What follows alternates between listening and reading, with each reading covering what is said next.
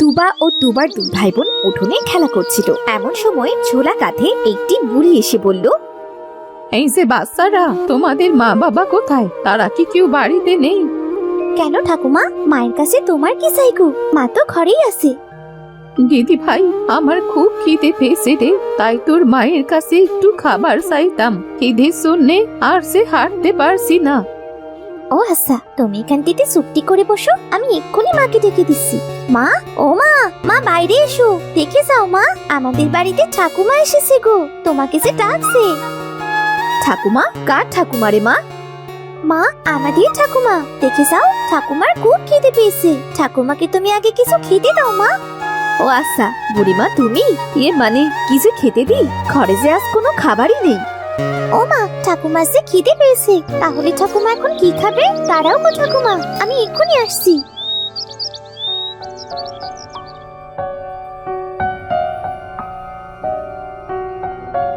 এই নাও গো ঠাকুমা, সকালে মা রুবাদের বাড়ি থেকে কিছু বড়ই এনে আমাকে দিয়েছিল, এটা তুমি খাও গো। বড়ইগুলো খেতে খুবই ভালো রে, তোরা সবাই খুব ভালো দিদি ভাই, সৃষ্টিকর্তা তোদের মঙ্গল করুক। আসলে বুড়িমা, তোমাকে তো কিছু দিতে পারলাম না, তাই বলে মন খারাপ করো না তুমি। আমাদের সংসারটা এমন অবস্থা যে নুন আনতে পান্তা ফুরোয়। না রে, আমি কিছু মনে করিনি, তোরা সেই বড়ইগুলো আমায় খেতে দিলি, আমি এতেই খুশি হয়েছি। হ্যাঁ গো ঠাকুমা, আমার বাবার কোনো কাজ নেই জানো, এমনও দিন যায় আমাদের না খেয়ে থাকতে হয়, তাই তো মা তোমাকে কিছু খেতে দিতে পারলো না। চিন্তা করিস না মা, দুঃখের পরেই তো সুখ আসে, দুঃখ না থাকলে আমরা কখনো সুখকে অনুভব করতে পারতাম না। তোরাও একদিন নিশ্চয়ই সুখের মুখ দেখবি। কিছু সময় বুড়ি তাদের সাথে কথা বলে চলে গেল। এদিকে বেশ কিছুদিন পর দুবাদের উঠোনে একটা ছোট্ট বড়ই চারা বের হলো। দাদা, এই দাদা, দেখ না, বড়ই চারা বের হয়েছে, কি মজা কি মজা, এবার থেকে আমাদের বড়ইয়ের জন্য আর রুবাদের বাড়ি যেতে হবে না। কিন্তু বোন, গাছটিকে আগে ভালোভাবে যত্ন নিতে হবে, যত্ন না নিলে গাছ বাড়বে কি করে? আর গাছ না বাড়লে গাছে বড়ই হবে নাকি?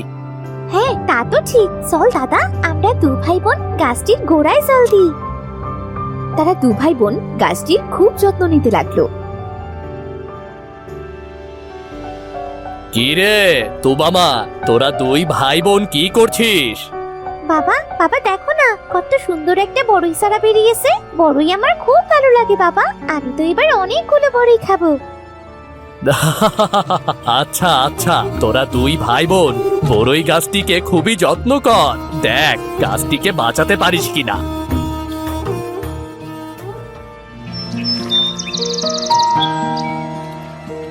দেখতে দেখতে বড়ই গাছটি বেশ বড় হয়ে গেল। তারা দু ভাই বোন গাছটির গোড়ায় জল দিচ্ছিল। এমন সময় তাদের মা এসে বলল, অনেক হয়েছে রে, অনেক হয়েছে গাছের যত্ন, এবার তোরা আয় দেখি, দুটো খাবার খেয়ে নে, তোরা পারিসও বটে, গাছটি এত বড় হয়ে গেছে তবু এখনো এত যত্ন নিতে হয়। যত্ন করবো না? কি যে বলো না মা তুমি, এ তো ঠাকুমার খাওয়া কুলের আটি গো, আর সেই কুলের আটি থেকে এই গাছ হয়েছে, তাই তো এত যত্ন করি। সেদিন ওই ঠাকুমাকে আমার খুব ভালো লেগেছিল। ভাগ্যি মেয়ে আমার, খুব ভালো করেছিস, আয় তো দেখি, এবার দুটো খেয়ে নে।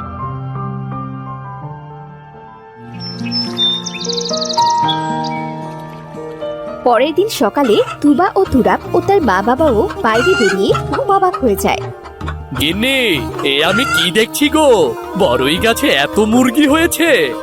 হ্যাঁ গো, তাই তো দেখছি, বড়ই গাছে বড়ইয়ের বদলে যে মুরগি হয়েছে, এইটা কিভাবে সম্ভব?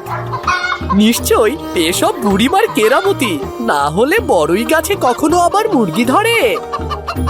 কি মজা কি মজা, দাদা দাদা, এবার থেকে রোজ আমরা গোশত ভাত খেতে পারবো, এত মুরগি সে খেলেও ফুরাবে না। হ্যাঁ গো গিন্নি, কি কপাল আমাদের, বড়ই গাছে আমরা মুরগি চাষ করতে পারবো। বড়ই গাছের মুরগি চাষের কথা গ্রামের এক কান থেকে ওখানে পৌঁছে গেল। মানুষ সব দলে দলে এসে দেখতে লাগলো। রাকেশ, তোর তো কপাল খুলে গেল রে, না হলে কখনো বড়ই গাছে বড়ইয়ের বদলে মুরগি হয় নাকি? তোর আর কোনো কিছুর কষ্ট থাকবে না রে। হ্যাঁ দাদা, কিন্তু আমি তো নিজেই বুঝতে পারছি না, গাছে কখনো মুরগি হয় নাকি। হয় না তো কি, এই যে তোমাদের কাছে হলো কি কপাল, তোমাদের কাছে মুরগি জন্মাচ্ছে। ওগো আমাদেরও দেখো তো এমন একটা গাছ পাও নাকি। ধুর গিন্নি, কি যে বলো না, এ তো রাকেশের কপাল গুনে হয়েছে। আমাদের কি এমন কপাল আছে নাকি? পোড়া মুখ মিনিষে, শুধু তোমার বেলায় কিছু হয় না। আগে বাড়ি চলো, তারপর তোমার ব্যবস্থা নেব। কি জ্বালায় পড়লাম রে বাবা, চলো বাড়ি চলো। হোগো বলেছিলাম না আজ বাড়িতে খাবার কিছু নেই, যদি আজ একটা মুরগি হাটে নিয়ে বিক্রি করতে তাহলে খুব ভালো হতো। হ্যাঁ হ্যাঁ নিশ্চয়ই, দাঁড়াও, গাছে উঠে আমি কিছু মুরগি পেড়ে আনি। আজ বাচ্চাদের জন্য হাট থেকে বড় দেখে মাছ কিনে নিয়ে আসবো। আরে আরে থাম থাম, এত ডাকিস নে। সৃষ্টিকর্তা তোদেরকে আমার কাছে পাঠিয়েছে আমার অভাব পূরণের জন্য। তোরাই তো আমার একমাত্র ভরসা। রাকেশ গাছ থেকে বেশ কিছু মুরগি পেড়ে হাটে নিয়ে গেল।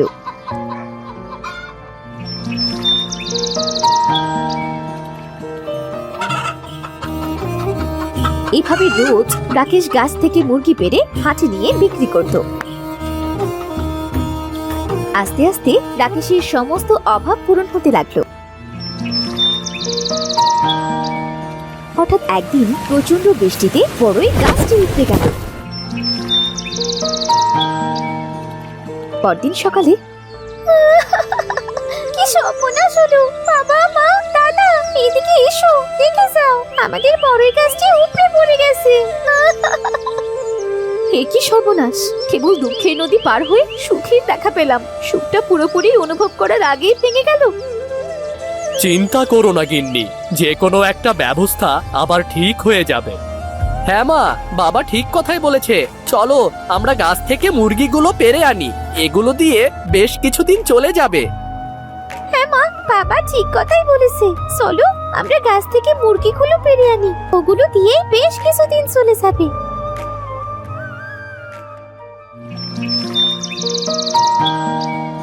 কিছুদিন পর থেকে রাকেশের সংসারে আবার অভাব দেখা দিল। বাবা, বাবা তুমি চিন্তা করো না, দেখবে আরেকটা বড়ই গাছ লাগিয়ে দেব, সেই গাছেও অনেক মুরগি ধরবে বাবা। তাদের কথার ভেতরেই সেই বুড়িটা আবার তোমাদের বাড়ি এলো আর বলল, হবে না রে, হবে না দিদি ভাই, আর কোনো মুরগির গাছ হবে না। ঠাকুমা, ও ঠাকুমা, তুমি এসেছো?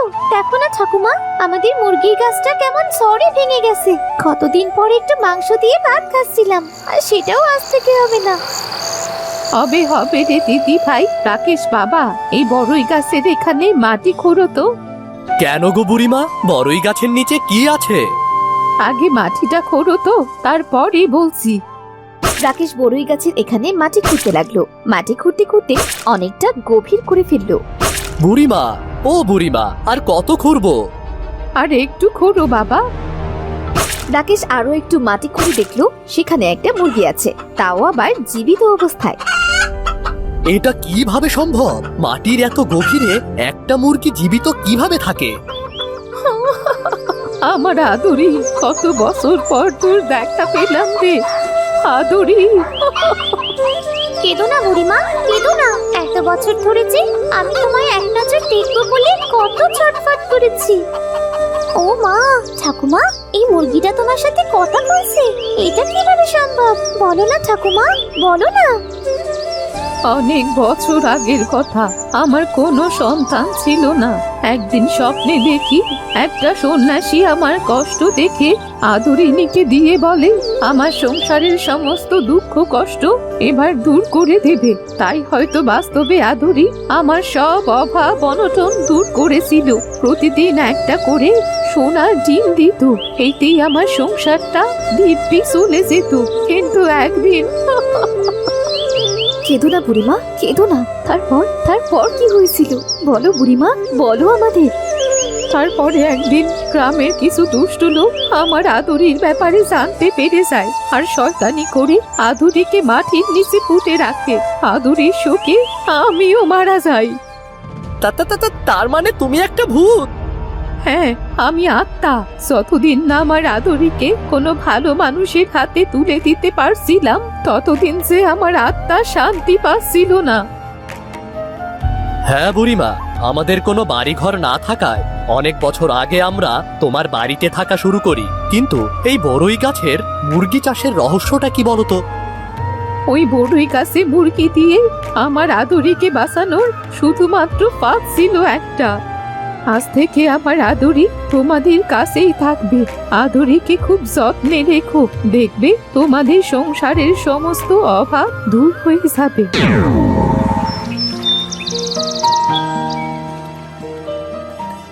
এরপর থেকে আদরির দেওয়া সোনার ডিমে রাকেশের সংসারে অনেক উন্নতি হলো। তারা আদরিকে নিয়ে সুখে শান্তিতে বসবাস করতে লাগলো। মণি আর তার মা বাস করত ভুবনডাঙ্গা নামের ছোট্ট একটি গ্রামে। গ্রামটি ছিল ছবির মতো সুন্দর, কিন্তু মণি ও তার মায়ের জীবন ছিল খুব কষ্টের। মণি, আয় মণি, দেখো মেয়ের কাণ্ড, এখনো ঘুমোচ্ছিস? সূর্যি মামাসে মাছ আকাশে চলে গেল, খাবারটা খেয়ে তো নে। এত বেলা অব্দি না খেয়ে ঘুমোলে যে পেটে পিত্তি পড়বে। প্রতিদিন তো সকালে উঠে মক্তবে যাই মা, মাত্র একটা দিনই তো বন্ধ, আজ একটু মন ভরে ঘুমোই। তুই একদম তোর বাবার মতো হয়েছিস, ঘুম কাতুরে। মানুষটা ঘুমোতে বড্ড ভালোবাসতো, তাই তো এমন ঘুমালো, সে আর উঠলই না।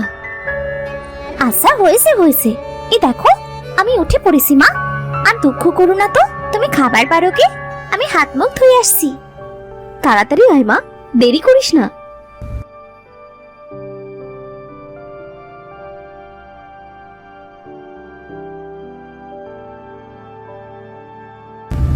কাল তো তোদের বলেছিলাম আজ একটা গুরুত্বপূর্ণ আলোচনা করব, তা মনিটা কোথায়? ওর কি এসবে কাজ নেই? কেন যে আসছে না, তার জন্য অপেক্ষা না করে আমাদেরই বল না, কি বলবি? দেখ দেরি হলে বাবা কিন্তু বকবে, বাড়িতে যেতে হবে তো। মনিও তো আমাদের বন্ধু, ওকেই বা বাদ রাখি কেমন করে? বন্ধু হলে সময় কিন্তু থাকা উচিত, তাই না? কোথাকার কোন মহারানী সে তার জন্য সকলে হেদিয়ে মরতে হবে, ভাল লাগে না। এই শোন পলাশ, বকুল, তোরা যা বলার এখনই বল, নয়তো আমি গেলাম। তাহলে এক কাজ করি, আমরা এখানেই আলোচনা সেরে ফেলি, পরে মনিকে বলে দেব। সেই ভালো। এবার বলতো আসল ব্যাপারটা কি? দেখ, শীত তো চলে এলো, তো আমরা সকলে মিলে যদি নদীর ধারের বট গাছের নিচে একটা বনভোজনের আয়োজন করি তবে কেমন হয়? খুব ভালো হয়, কিন্তু রান্না করবে কে? আর হাঁড়ি পাতিল এত সব নিয়ে রান্না করলে আমরা মজাটা কখন করবো রে? তুই একদম ঠিক বলেছিস, তবে আমার মাথায় একটা বুদ্ধি এসেছে। আমরা আমাদের বাড়ির রান্না করা খাবার নিয়ে আসবো, সবাই খাবার ভাগ করে খাবো, এতে রান্নাও করা লাগবে না আর সময়ও বেঁচে যাবে। বাহ, বেশ ভালো বলেছিস। তা কবে করতে চাস বনভোজন? শুভ কাজে দেরি কিসের? আসছে শনিবার, হয়ে যাক। হ্যাঁ হ্যাঁ, শনিবারই ঠিক আছে। কি যে ভালো লাগছে। আচ্ছা এখন আমি আসি, পরে কথা হবে।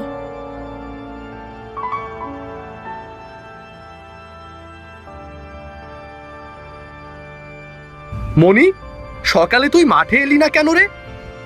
সকালে মাঠে? আমি তো ঘুমোচ্ছিলাম, আমাদের না বিকেলে দেখা করার কথা ছিল।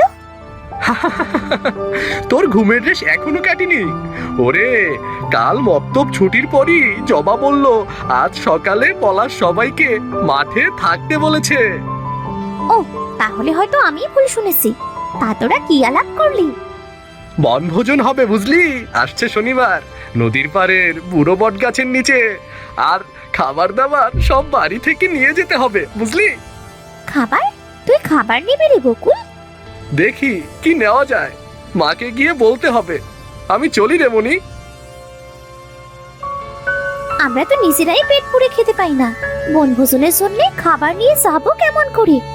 ওরা যদি আমার খাবার থেকে হাসাহাসি করে। মন খারাপ করে মনি তার বাড়ি ফিরে গেল।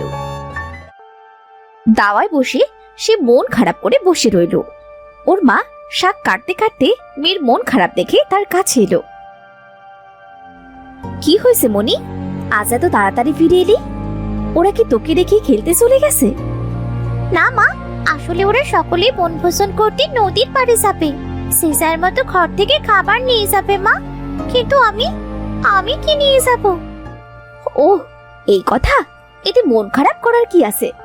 স্কুলের টিফিন যেমন তেমনই তো, তুই গরম ভাত, ঝাল আলু ভর্তা আর পোস্তর বড়া নিয়ে যাবি। দেখবি ওদের খুব পছন্দ হবে। ঠিক আছে মা, তোমার হাতে আলুর ভর্তার স্বাদ ওরা কখনো ভুলবে না।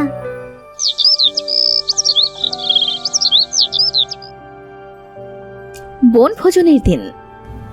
এই মনিটা সব সময় দেরি করে, খাবার হাতে দাঁড়িয়ে থাকা যায় নাকি? ও মনে হয় আসবে না। আমরা অপেক্ষা না করে বরং চল হাঁটা শুরু করি। কতটা পথ যেতে হবে বলতো? দেখ, ও আমাদের বন্ধু, ও যদি খাবার আনতে না পারে তো না পারবে। আমরা তো এত খাবার এনেছি, সবাই মিলেমিশে হয়ে যাবে, কিন্তু ওকে রেখে যাওয়াটা উচিত হবে না। তুই একদম ঠিক বলেছিস পলাশ, আর একটু অপেক্ষা করি।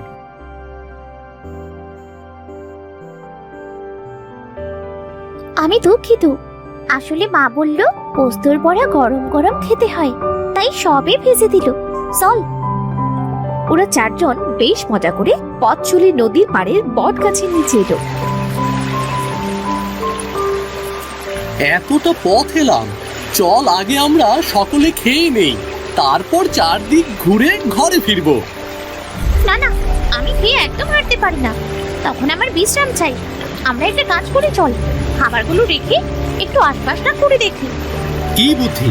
আর খাবারগুলো শেয়াল কুকুরে হজম করে দিই, তাই আর কি। আহ, মনে আছে তো, মনে বসে থাকুক না।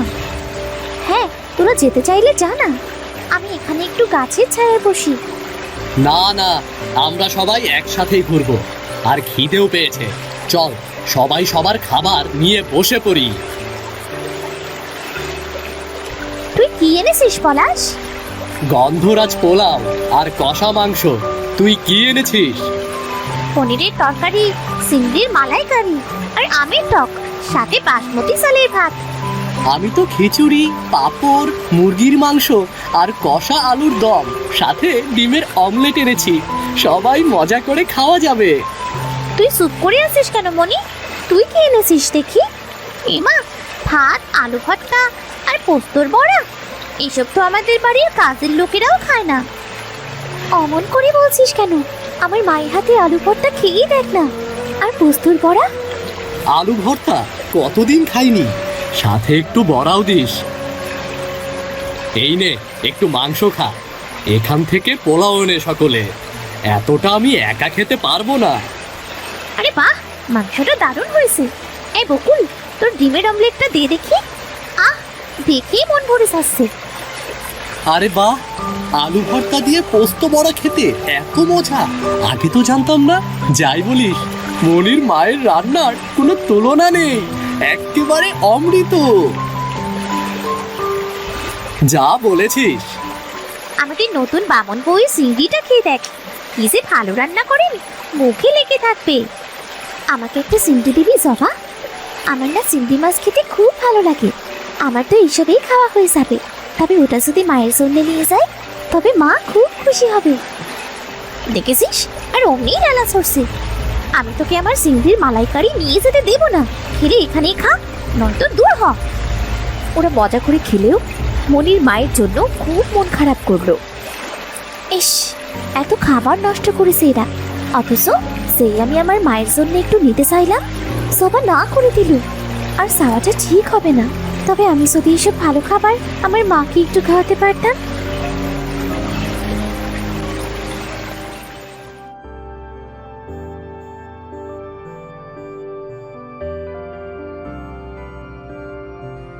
আজ কেমন মজা করলি মনি? আচ্ছা মা, বড় লোকেরা এত খাবার অপচয় করে, কিন্তু তারা গরিব অসহায়দের কেন দান করে না মা? কত লোক খেতে পায় না। যাদের অনেক আছে তারা কখনো না থাকার যন্ত্রণা বোঝে না। কেন রে, কি হয়েছে? আজ তোমার জন্য একটু চিংড়ির মালাইকারি আনতে চেয়েছিলাম মা, ওরা খাবার নষ্ট করলো, তবুও আমাকে দিল না।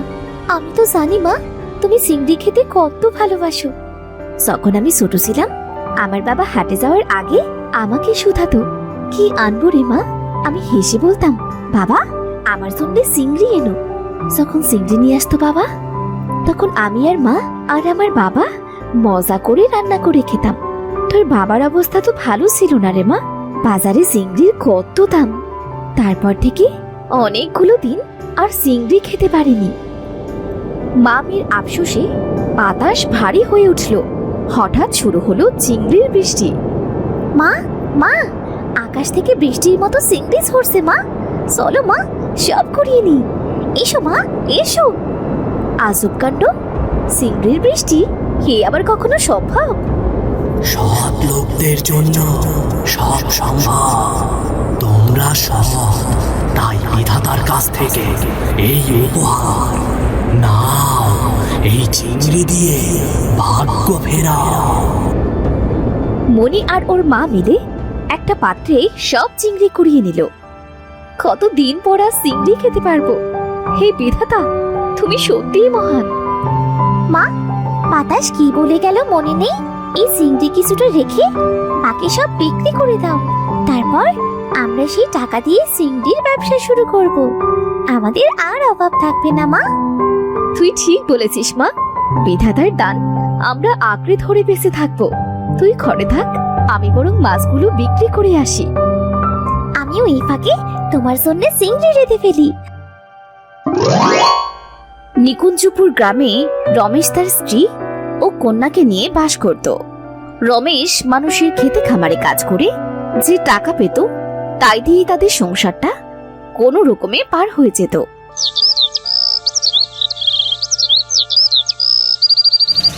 একদিন একটা গাড়ি অ্যাক্সিডেন্টে রমেশের পা ভেঙে গেল।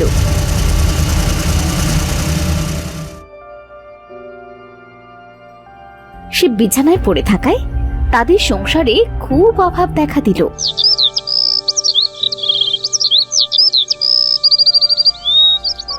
আসো ঝাল পোড়া দিয়ে ভাত? না না, আমি এই ভাত খাবো না। রোজ রোজ ঝাল পোড়া দিয়ে ভাত খেতে আমার আর ভাল লাগে না মা। আজ এই ঝাল পোড়া দিয়ে খা মা, কাল মাঠের পুকুরের ঘাট থেকে কচু তুলে এনে ঝোল ঝোল করে রান্না করব। না না মা, আমার কচু খেতে ভাল লাগে না। গুড্ডু দিয়া সারা এদের বাড়িতে সব সময় মাংস থাকে মা, শুধু আমরাই ঝাল পোড়া কচু পোড়া দিয়ে ভাত খাই। আর কটা দিন কষ্ট কর মা, আমি তো প্রায় সুস্থ হয়ে গেছি। আর কদিন পর থেকে তোকে রোজ মাংস দিয়ে ভাত দেব। মা মা আমাকে একটু সিপ বানিয়ে দাও না মা, আমি রোজ মাঠ পুকুর থেকে মাছ বেরিয়ে আনবো আর তুমি ঝোল করে দেবে মা। পাগলি মেয়ে আমার, বাড়িতে আছে একটা সিপ, এই নে একটু খেয়ে নে, পরে না হয়ে যাস।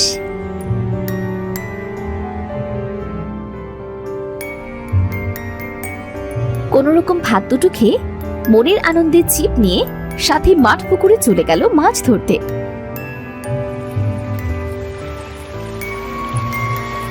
অনেক সময় ছিপ নিয়ে বসে থাকার পরেও যখন একটাও মাছ ছিপিতে উঠল না, তখন তার মনটা খারাপ হয়ে গেল। ধ্যাৎ, একটাও মাছ বাঁধলো না। কত আশা করেছিলাম মাছের ঝোল দিয়ে ভাত খাবো, সেটাও হলো না। মাছ খেতে কি খুব মন চাইছে রে দিদি ভাই? হ্যাঁ গো ঠাম্মা, আমার বাবা তো অসুস্থ, তাই মা রোজ শালপোড়া দিয়ে ভাত খেতে দেয়। কিন্তু ঠাম্মা জানো, শালপোড়া দিয়ে ভাত খেতে আমার একদম ইচ্ছে করে না। ও মা, তাই নাকি রে? তুই কি মাছ দিয়ে খেতে ভালোবাসিস দিদি ভাই? আমার তো সব মাছই ভালো লাগে ঠাম্মা, তবে চিংড়ি মাছ আমার খুব প্রিয়। তাই নাকি? আচ্ছা বেশ, রোজ আমার সাথে এখানে এসে গল্প করবি আর এই পুকুর থেকে মাছ নিয়ে যাবি, কেমন? তুমি সত্যি বলছো ঠাম্মা? আমি রোজ মাছ খেতে পারবো? কিন্তু তুমি কি? তোমাকে তো আগে কখনো দেখিনি ঠাম্মা। পাগলি মেয়ে, আমি সবার কাছে যাই না রে দিদি ভাই। তবে শোন, তুই যে আমার সাথে গল্প করলি সেটা কিন্তু কাউকে বলবি না। না না না ঠাম্মা, বলবো না খুব। আচ্ছা বেশ, এবার তোর সিপটা ফেল, দেখ এবার মাছ বাঁধে নাকি। সাথী পুকুরে কয়েকবার ছিপ ফেলানোর সাথেই বড় বড় কয়েকটা মাছ বাঁধলো। ওমা, সে কি গো বুড়িমা, এত বড় মাছ! কি মজা কি মজা, আজ মাছের ঝোল দিয়ে ভাত খাবো। পাগলি মেয়ে, আচ্ছা আজ তাহলে বাড়ি ফিরে যা, কাল আবার আসিস। সাথী খুশি মনে মাছগুলো নিয়ে বাড়ি ফিরে এলো।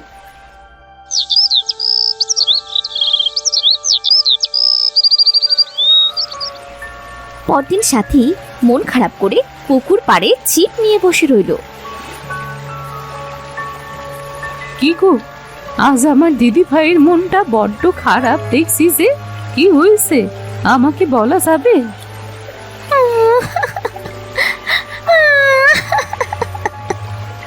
আহা, কাঁদছিস কেন রে? বলবি তো সেটা। ঠাম্মা জানো, আমার বাবা না খুব অসুস্থ হয়ে পড়েছে। বাড়িতে কোনো খাবার নেই। খাবারের জন্য বাবা দিন দিন আরো অসুস্থ হয়ে পড়েছে। মাস পাশের বাড়িতে কাজ করতে গিয়েছিল, কিন্তু তারা কাজ করিয়ে কোনো খাবার দেয়নি। ও মা, তাই নাকি? কাঁদিস না মা। শোন, বিপদের সময় আমাদের ধৈর্য ধরতে হয়। ধৈর্য ধর দিদি ভাই, সব ঠিক হয়ে যাবে। কিছু ঠিক হবে না ঠাম্মা। এই মেয়ে দিদি ভাই, তোকে আর রোজ রোজ মাছ ধরতে আসতে হবে না। এই দুটো চিংড়ি নিয়ে যা, তোদের বাড়িতে চাষ কর। দেখবি এই দিয়ে তোদের সমস্যার সমাধান হয়ে যাবে। দুটো চিংড়ি আর কি বা দেবে গো ঠাম্মা? পাগলি মেয়ে, তুই আমায় ঠাম্মা ডেকেছিস, তোকে আমি কি জানো তেন জিনিস দিতে পারি? যা, বাড়িতে যা, নিশ্চিন্তে থাক। সাথী বুড়ির কাছ থেকে বিদায় নিয়ে বাড়ি ফিরে এলো। বাড়ি ফিরে সে তার মাকে সব কথা খুলে বলল। সব শুনে তার মা বলল, রে মা, বুড়িমা যখন চাষ করতে বলেছে তখন চাষ করেই দেখ না। তবে আমাদের বাড়িতে তো তেমন কোনো জায়গাও নেই চাষ করার, কোথায় চাষ করব? দাঁড়া মা, আমাদের ঘরে তো বেশ জায়গা আছে, ঘরের একপাশে চিংড়ি চাষ করব। আরে বাহ, আমার মেয়েটার মাথায় বুদ্ধি আছে বলতে হয়।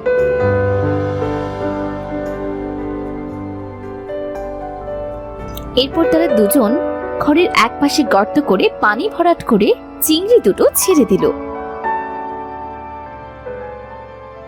তোরা আজ থেকে এখানেই থাক কালো চিংড়ি, এখানে তোদের থাকতে কোনো অসুবিধা হবে না। দেখ, বেশ বড় জায়গা আছে। মা সাথী, ওদের জন্য তো খাবারেরও ব্যবস্থা করতে হবে। আমাদের নিজেদের ঘরেই তো কোনো খাবার নেই, ওদের খাবার এনে দেব কোথা থেকে বল দেখিনি? আমাদের জন্য চিন্তা করা লাগবে না গো, তোমরা নিশ্চিন্তে থাকো, আমরা আমাদের খাবারের ব্যবস্থা ঠিক করে নেব। ও মা, তোমরা কথা বলতে পারো বুঝি? মা দেখেছো, ঠাম্মা আমাদের জাদুর কালো চিংড়ি দিয়েছে, আমাদের সাথে কথা বলছে দেখো। হ্যাঁ রে মা, চল এবার খেয়ে ঘুমিয়ে পড়বি, অনেক রাত হয়ে গেছে যে। সেদিন রাতে তারা ঘুমিয়ে পড়ল। এদিকে এক চিংড়ি অপর চিংড়িকে বলল, শোন, বুড়িমা তো আমাদের পাঠিয়েছে এদের সাহায্য করার জন্য।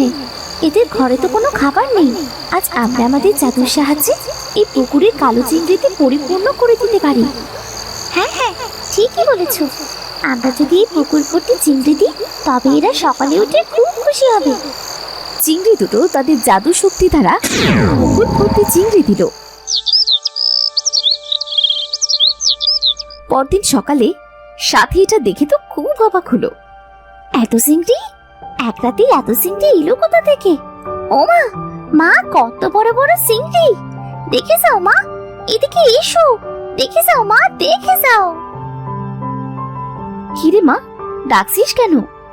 মা এদিকে দেখো। ও মা, এটাও কি সম্ভব নাকি? এত চিংড়ি! আমি জানতাম মা, বুড়িমা যে তোকে ভালোবেসে চিংড়ি দুটো দিয়েছে, নিশ্চয়ই এর ভেতরে কোনো মঙ্গল আছে রে মা। মা, আমি হাটে কিছু চিংড়ি বিক্রি করে কিছু চাল কিনে আনি মা, আর তুমি এখান থেকে চিংড়ি নিয়ে মালাইকারি রান্না করো, আজ মজা করে ভাত খাবো মা। আচ্ছা রে মা, যা তাড়াতাড়ি ফিরে আসিস, অনেক দিন পর তোর সামনে ভালো কিছু খাবার দিতে পারবো, এটা ভাবতেই যে আমার খুব খুশি লাগছে রে মা। সাথী সেখান থেকে কিছু চিংড়ি নিয়ে হাটে বিক্রি করতে গেল।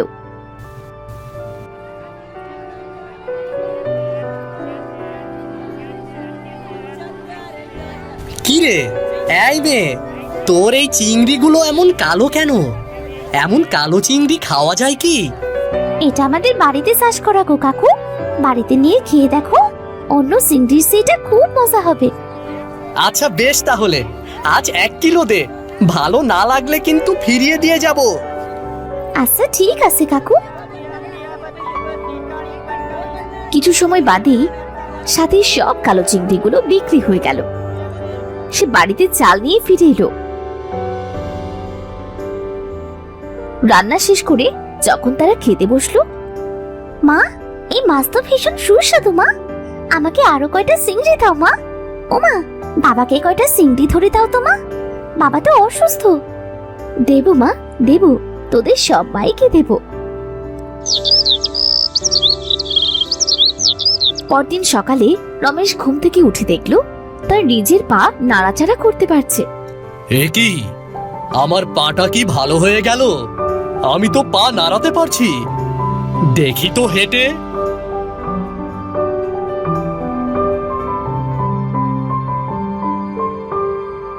বাবা, আমি কোনো স্বপ্ন দেখছি না তো? না রে মা, এ যে সত্যি। এতদিন পরে যে আমি আবার আগের মতো হাঁটতে পারছি রে মা। হ্যাঁ বাবা, এই সব ওই কালো চিংড়ির জন্যই সম্ভব হয়েছে। হ্যাঁ রে মা, ওদের ভেতরে বোধহয় আলাদা একটা শক্তি আছে। তোর আর কষ্ট করতে হবে না। আজ থেকে আমি হাটে যাব এই চিংড়িগুলো নিয়ে।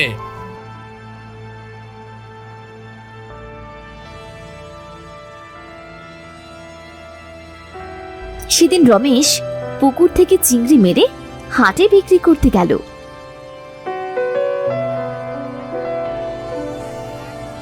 সেদিন দেখতে দেখতে রমেশের চিংড়ির দোকানে ভিড় জমে গেল। কি চিংড়ি বিক্রি করছো গো রমেশ বাবু?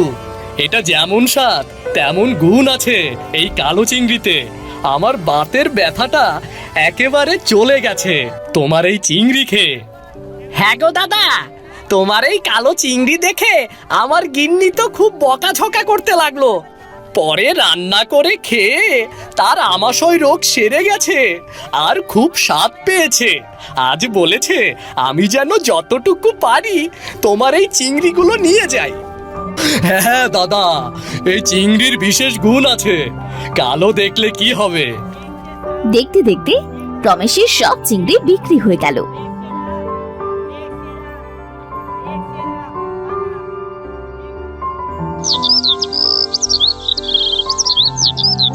রমেশের এই কালো চিংড়ির কথা দেশ বিদেশে ছড়িয়ে পড়ল। মানুষ গাড়ি নিয়ে এসে রমেশের বাড়ি থেকে চিংড়ি নিয়ে যেতে লাগলো। মারে, আমাদের এই চিংড়ির খবর দেশ বিদেশে ছড়িয়ে পড়েছে। বিধাতা আমাদের সাহায্য করছে। আমাদের সংসারে সচ্ছলতা ফিরে এসেছে। হ্যাঁ গো, এই সব ওই বুড়িমার জন্যই হয়েছে। আমার প্রশংসা করছিস তোরা?